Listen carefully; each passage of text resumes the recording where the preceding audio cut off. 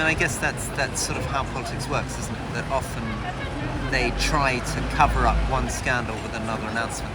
I think it's difficult, though, for them, because the problem is that basically Number 10 is obsessed with trying to keep this funny floating monster alive, and they are obsessed day in, day out with the headlines.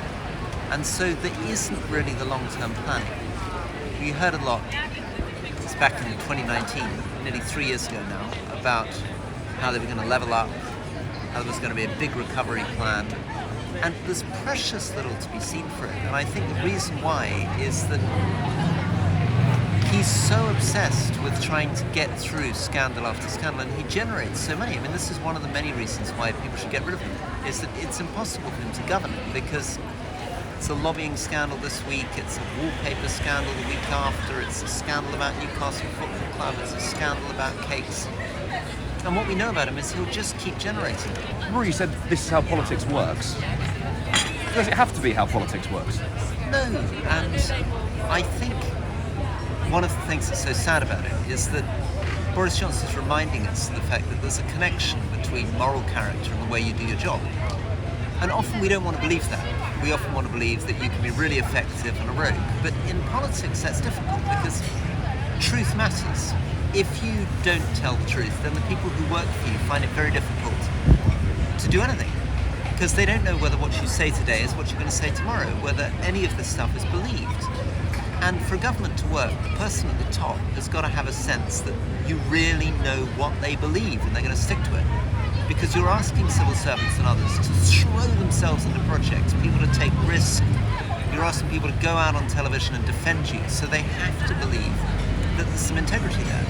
And without that, the whole system falls to pieces. So he's an amazing illustration of how morality, ethics, integrity actually means governing well, changing people's lives. Do you think you can look back over your political career and say that you were fully honest the entire time?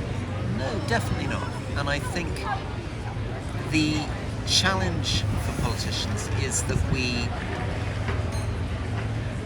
are being encouraged to spin and sell.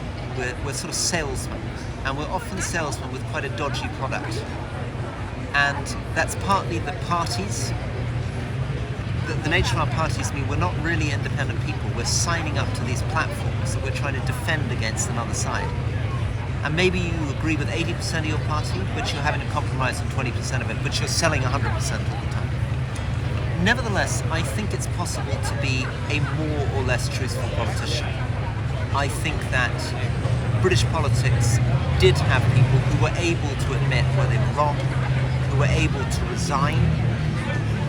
And Boris Johnson has jumped into another dimension. I absolutely believe that people like myself needed to improve. There were many things we said which we could have done better on. But broadly speaking, I was proud of my comments. I thought Theresa May was basically a decent person. She was a politician, yes, she had to sell messages, she's basically a decent person. And when you sat down with her one-on-one, you knew where she was coming from. The problem with Boris Johnson is it's not just the public nonsense, it's even in private.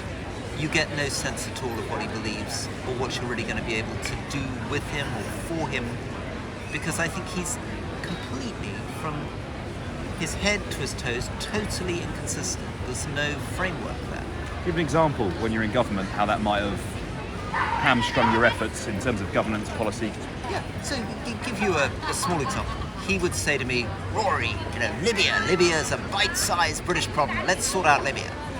So you'd go away, you'd do a lot of work, you'd come back, you'd say, Foreign Secretary, unfortunately we don't have an ambassador in Libya, there's a civil war, but with £40 million we can do this, that, and he'd just lose interest totally.